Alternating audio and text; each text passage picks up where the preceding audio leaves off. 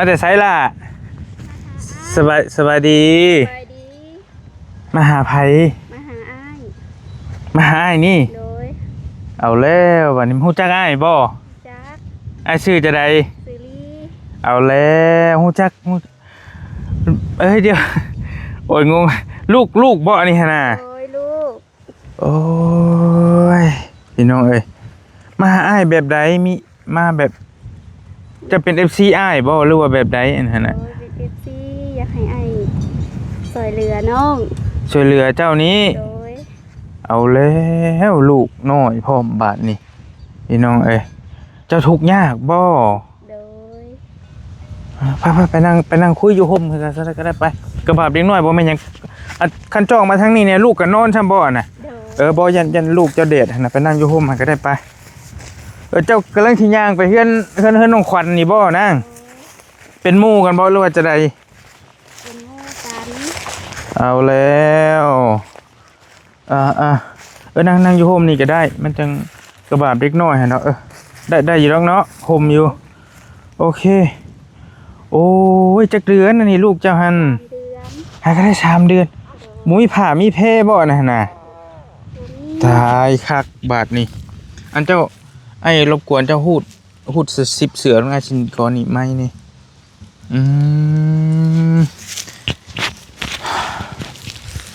เพิ่นกินนมไผนมเจ้าเองบ่โดยเอาแล้วบาดนี่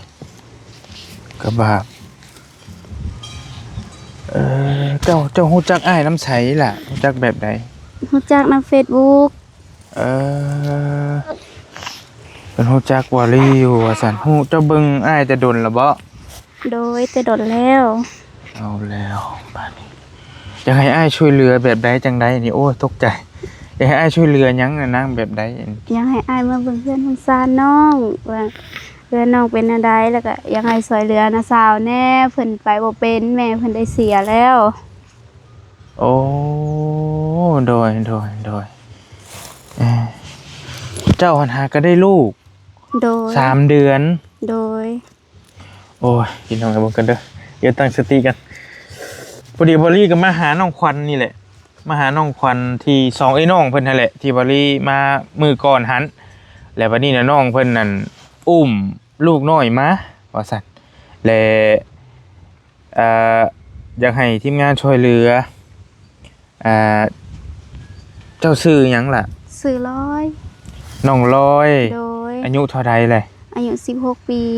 ก็16 ปีนึงโดยโอ้ยได้ลูกแล้วโดยผู้ชายผู้หญิงหันลูกหันผู้ชายคำม่ำอยู่พี่น้องเบิ่งขออนุญาตแต่บ่อยากถ่ายใกล้ปานใดโอ้ยคำม่ำอยู่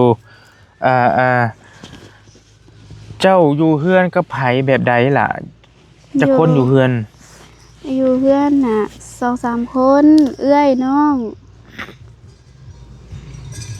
ไอ้ถามแบบนี้ก็ได้พ่อเจ้าอยู่ไสพ่อน้องอยู่เฮือนเมียเพิ่นเอาเมียแล้ว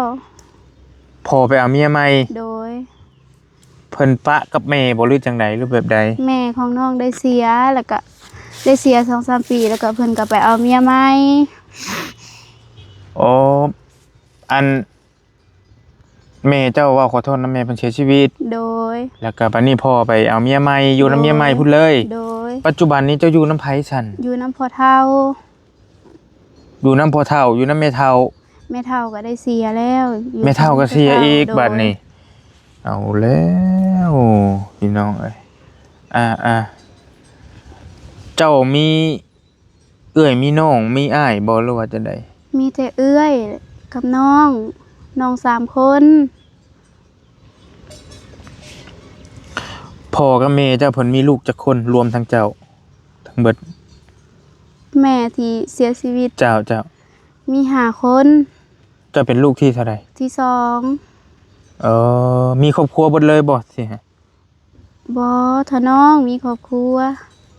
ทั้ง5 คนน่ะยังบ่ทันมีซ้ำมีหาก็มีแต่เจ้านี้โดยยังน้อย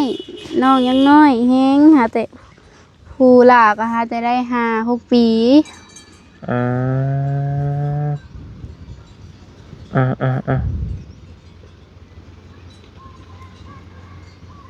เป็นจังได๋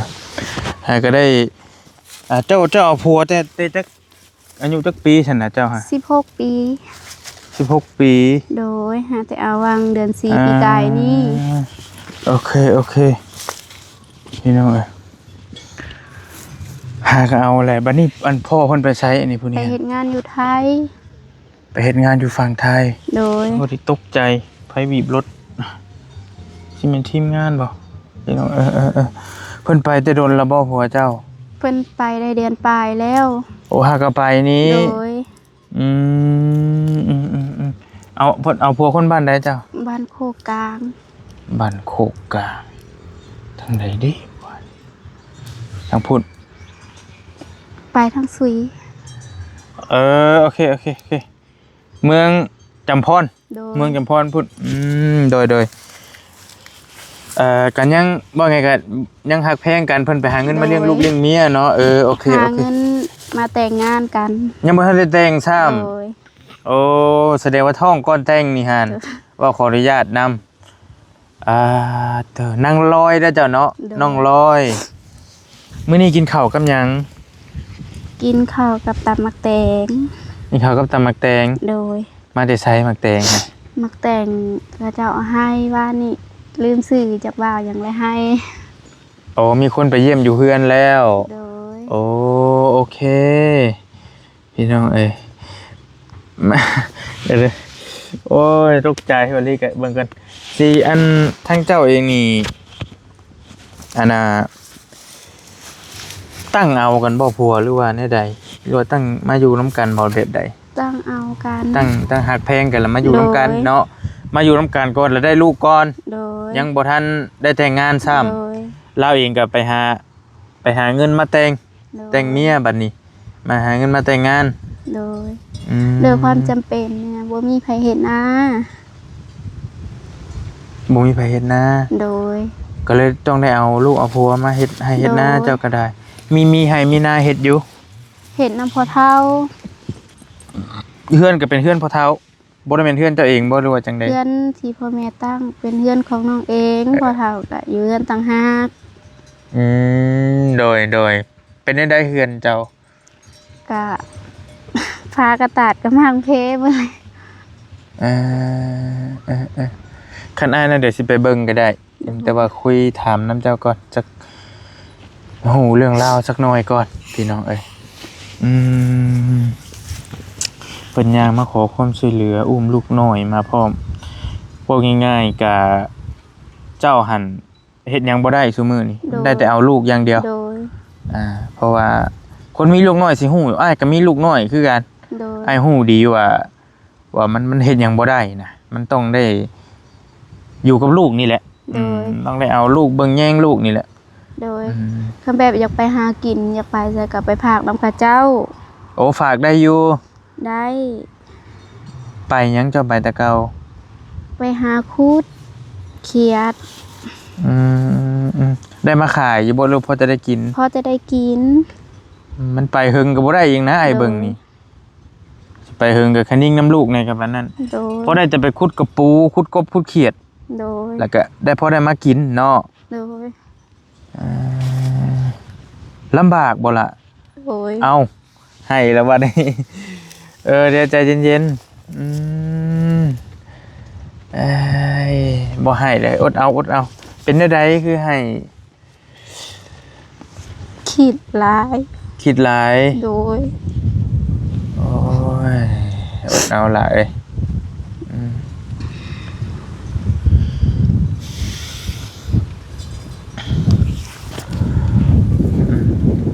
คิดเรื่องหยังจังน้ำตาออกนั่นน่ะคิดน้ำหยังนี่ ขีดน้ำถุงยากนี่แหละ หลายอย่างเนาะ โดย โดย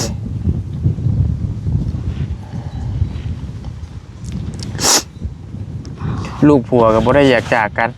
มัน บ่ จากย้อนความจำเป็น โดย ว่าสั้นซะพี่น้องมันอยู่เฮือนเฮาก็บ่มีเงินมีทองเด้ซั่นน่ะให้ล่ะบาดนี้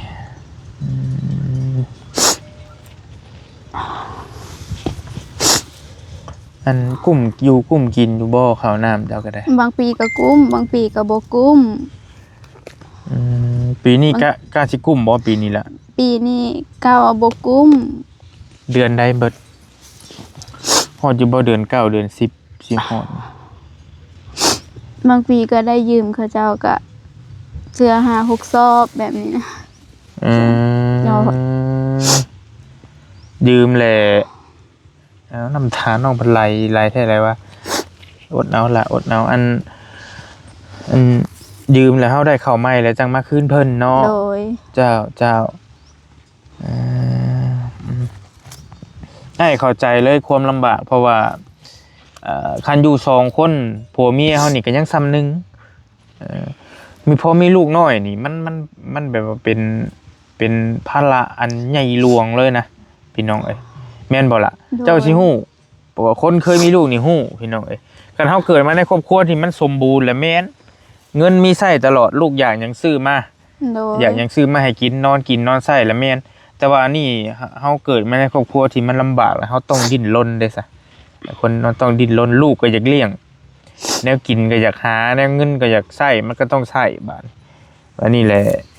มันก็โอ้มันมืดมนนะพี่น้องเอ้ยยังใครพอมีเฮือนอยู่ โดย เฮือนก็บ่สมบูรณ์ปานใดเฮือนเจ้าก็ได้ โดย เมื่อยเด้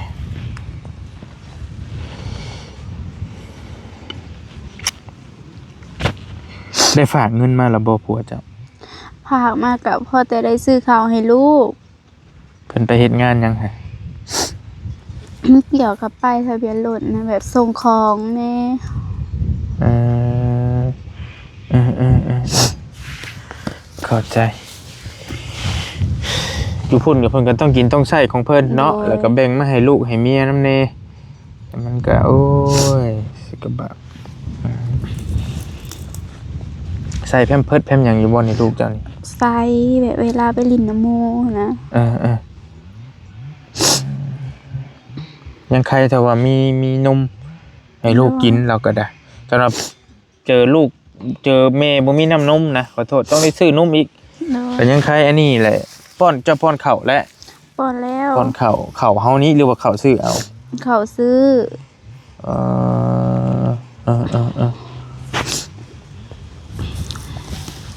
แม่นหยังที่เจ้าลำบากสุดแบบว่าคันว่าอยากให้อ้ายคันอ้ายพอซอยได้นะเป็น อยากให้แบ่งเพื่อนให้ไหมแล้วก็อยากได้ห้องน้ำ โอ้แม่ลูกอ่อนนี่คันสิไปเข้าอยู่ป่าอยู่ดอนพัดเพื่อสิมาเนาะ โดย เข้ายากอีกเข้าห้องน้ำนี่ต้องเล่นต้องให้ไวนะเฮ็ดหยังก็ต้องไวบ่ง่ายๆซะเข้าห้องน้ำบ่ต้องปุ๊บปั๊บแล้วมาโดดยันลูกให้ยันลูกเราผัดผัวก็บ่อยู่บัดเดี๋ยวอ้ายสิมาเบิ่งอยู่เฮือนดอก โดย แต่ว่าอ้ายถามเบิ่งคร่าวๆก่อนว่าเจ้าจำเป็นอีหยังในส่วนใดอยากฮู้นะอยากฮู้ความลำบากว่ามันเป็นจังได๋อยากได้ไพ่เขาเฮือนน้ำแน่พอต่อลงมาจากเฮือนพอเท้า โอ้น้ำตากันไหลแท้อะไรว่าได้พี่น้อง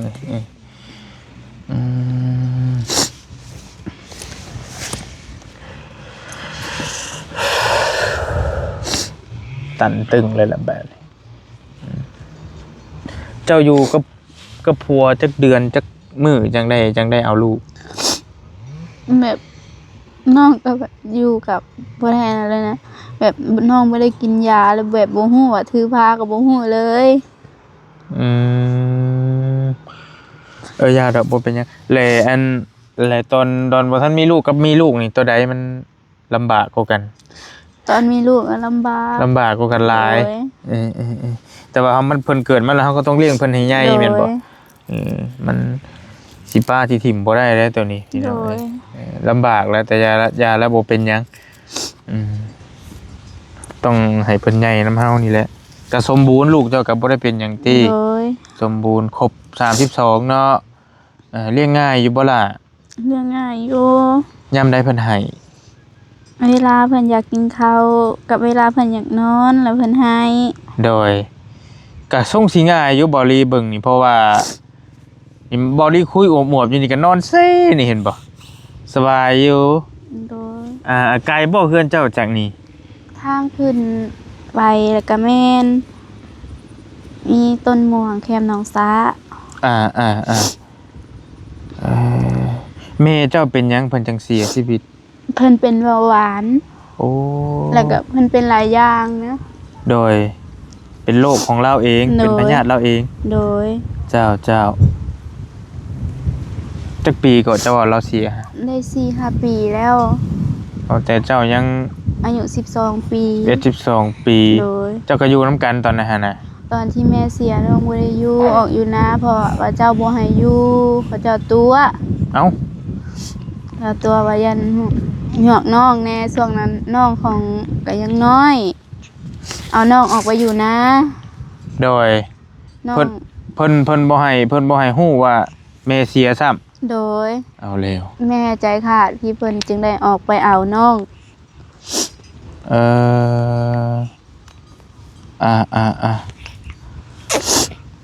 อยากกินนมซำได้หาเบิ่งชงนี่ดูดมือตัวเองบ่ โดย สิแล้วเด็กน้อยพี่น้องเอ้ยชื่อหยังหันลูกเจ้า น้องตา น้องต้า โดย โอ้ยกระบะต้องได้เบิ่งยิงลูกก็มีโทรศัพท์ยังโทรหาพ่อผัวอยู่ติ ก็มีโทรซื้อโทรศัพท์มือสองค่ะเจ้า อืมพี่น้องเอ้ย เขาเจ้ามาขายให้แล้วก็ซื้อ โดยเพิ่นอยากกินนมบ่หาไอ้เบิ่งฮะ อยากกินนมแท้ๆบ่ให้ลูกบ่ให้นอนโอ้ย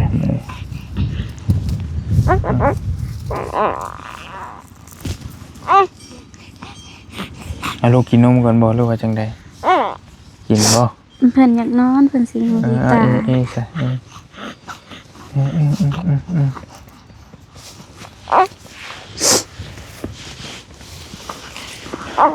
อันฮู้จักภายในชุมอ้ายจะฮู้จักภายใน จัก บ่เตียงจักบ่เตียง จัก เคยเบิ่งคลิปเพิ่น โดยเคยเบิ่ง เอ่อเจ้าแล้วก็ จักอ้ายกับเว้าเตียง แต่ก่อนหั่นได้เคยเบิ่งคลิป โด เนาะ ย และฮู้ว่าอ้ายมาช่วยเหลืออยู่นี่บ่ โดย ช่วยเหลืออยู่น้องขวัญนี่ โดย มาเทื่อเดียวดอกบอลลี่ก็เป็นหยังกับน้องขวัญเจ้าฮะ เป็นหมู่กันแบบน้องเอิ้นแม่เพิ่นกับแม่เซียว โอ้ แบบแม่ของน้องกับแม่น้องขวานน่ะเป็นเซียวกัน โดยโอ้ยเป็นแม่เชียวและ โดย แม่แล้วน่ะเสียแล้วพี่น้อง โดย ยังบ่ได้เฒ่าบ่แม่เจ้าก็ได้ ยังบ่ได้เฒ่าอายุเพิ่น30ปลาย โอ้ยังน้อยๆนึงซั่นน่ะกันว่าอยู่ฝั่งไทยก็ยังเป็นสาวอยู่ซับบ่แม่นเว้าดอกคนอยู่ในเมืองในนานี่30กว่านึงแต่ว่าเรามีลูก5คนเนาะ โดย โอ้ยบ่ไอ้ลูกบ่อันบัดนี้แหละพ่อเจ้าไปมีเมียใหม่เพิ่นมีลูกบ่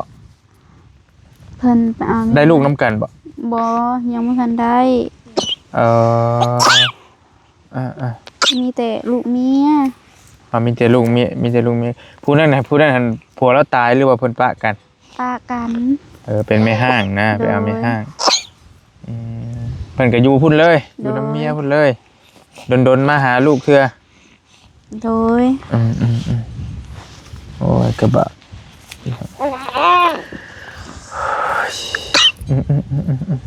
บ่ให้ลูกบ่ให้แนวจำเป็นลูกเต้าเจ้านี่ก็เป็นเข่าบ่ล่ะ โดย เป็นเข่าเป็นแพมเพิร์สพมพงแพมเพิร์สนั่นแหละไอ้ โด เบิ่ง ย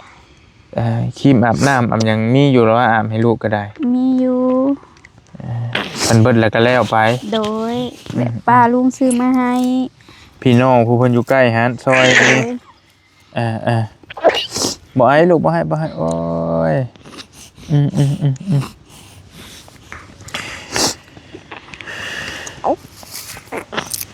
ชักแนวสิว่าเลยบ่ได้เห็นเลยก็ได้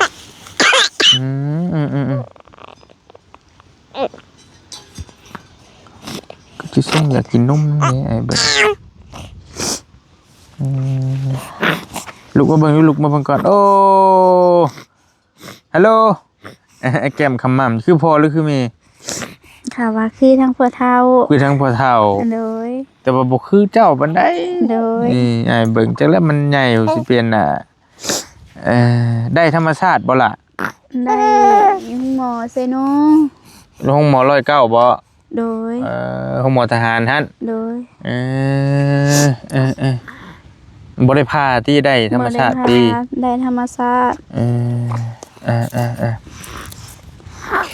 ไอ้ถามต่อจักหน่อยเดี๋ยวสิให้เจ้าเอาลูกกินนมกินหยังแล้วจังสิไปเยี่ยมเบิ่งเฮือนใหม่ไปเลยแต่ก่อนเจ้าได้เข้าเฮียนทำเฮียนอยู่บ่ ได้เข้า เฮียนฮอดไส ป .5 แล้วก็แม่เสียแล้วก็บ่ได้เข้าเลยเอาน้อง ก็พอได้อ่านได้เขียนออกอยู่เนาะ โดย โอเคพี่น้องเจ้าได้เฮียน น้องก็ผู้หลายังเฮียนอยู่ก็หาแต่เฮียนทางป .1 เออเจ้านี่ก็แต่ใหญ่มันนี่ก็ยังบ่ได้ไปไส โดย มีแต่อันอยู่บ้านนี้ โดย หาอยู่หากินอยู่บ้านเท่านี้ โดย จ้าเอ หาอยู่หากินมาเลี้ยงน้าสาวก็ไปบ่เป็น นาสาวเพิ่นเป็นหยังอันเจ้าเว้า เบี้ย เป็นพิการ โดย คนพิการ โดย นาสาวนี่น้องของแม่ โดย โอเคจักมีหยังสัมปิสัมปุยเนาะโอ้ยลุมเหล้าพิลึกพิลือนาก็พอมีเห็ดอยู่แต่ว่าบ่กุ้มกินว่าซั่นซะ โดย ดินเฮือนเจ้าก็มีเฮือนเจ้าก็มี ดินเพื่อนน่ะดินของพ่อเฒ่าตั้งน้ำเพิ่น เพิ่นก็ขอ ยังบ่ทันได้แปลงปันให้ แต่ว่าเพิ่นให้อยู่ได้อยู่ โดย โอเคเป็นเฮือนไม้แต่ว่า โดยเป็นเพื่อนไม้ เป็นไม้ธรรมดานี่เนาะ โดย โอเค หักเสาก็มอดกินจนสีเฮียนหมดแล้ว ชิล่มเลยนะในพังวานี่โดยโอ้ยเนาะ เวลาลงก็มันก็หยุดอยู่ หยุดอยู่ นี่เพิ่นลมแฮงช่วช่วงนี้ยามฝนเพิ่นได้ลำบากแม่นบ่ล่ะ ยามเพิ่นก็เพิ่นผ้าก็เปียกหมด บ่เป็นตาอยู่ โดย โอ้ยเนาะยามนี้ยังว่าพออยู่ โดย ยังพอเป็นแต่พอไปพอมาอยู่เอาในนั้นประมาณนั้นเลยอ้ายถามคร่าวๆก่อนเด้อเดี๋ยวอ้ายสิมาเยี่ยมเบิ่งเฮือนใหม่ โดย มีแต่อ้ายก็สิเอาทรัพย์ปัจจัยนี่แหละเอาไว้ให้เจ้าซื้ออยากซื้อกินก่อนเด้อล่ะเด้อ โดย เอาไว้ซื้อหยังซื้อลูกซื้อเต้ากินก่อนอันนี้เป็นเงินของเอาเงินอันนี้ก็ได้เพราะว่ามีเงินผู้ใหญ่ใจะดีเพิ่นฝากไว้น้ำบอลี่อยู่เบิ่งก่อนเอาในนี้ก็ได้อ้ายสิให้เจ้า200,000เด้อ โดย ให้สิให้เจ้า200,000เพราะว่ามีผู้ใหญ่ใจดีเพิ่นฝากเงินไว้น้ำอ้าย โดย ผู้ใหญ่ใจดีอยู่ฝั่งไทย โดย เพิ่นฝากไว้ให้ซอยไผก็ได้เพิ่นว่า โดย ก็เลยแบ่งให้อีหลานนี่ ขอบใจ 200,000 ทั้งผู้ใหญ่ใจดีเด้อที่ฝากเงินให้บาลี เจ้า ช่วยเหลือลูกหลาน โดยโอ้ยกระบะ เด้อ โอ้บ่ให้ลูกบ่ให้โอเคไปเอาลูกเอาเพิ่นกินนมซะไปมาโอเคเด้อล่างเด้อกินนมก่อนเพราะว่าทายบอดี้ทายกินนมโอเคบ่เป็นหยังอดเอาล่ะอดเอาสู้ๆกินนมก่อนไปบอดี้ขอโตวปิดคลิปก่อนให้น้องเพิ่นเอาลูกเอาเต้ากินนมก่อนแล้วจังว่ากันเพิ่นย่างมาหาทีมงานอยู่ทงนานี่เพิ่นฮู้จักบอดี้ฮู้จักบ่อเตียงแล้วก็ฮู้จักทีมงานอยู่การช่วยเหลือนั่นแหละว่าเป็นแนวใดจังใดว่าซั่นเนาะอันใดก็แล้วแต่บอดี้จังสิไปหาน้องเพิ่นอยู่เฮือนใหม่เนาะแล้วจังใดก็ว่ากันเป็นแต่กระบาบอยู่เห็นน้องเพิ่นแล้วก็อยู่ดีมีแฮงพี่น้องเอ้ยแล้วจังตามไปเบิ่งน้องเพิ่นอยู่เฮือนอีกเทื่อนึงบ๊ายบายโดย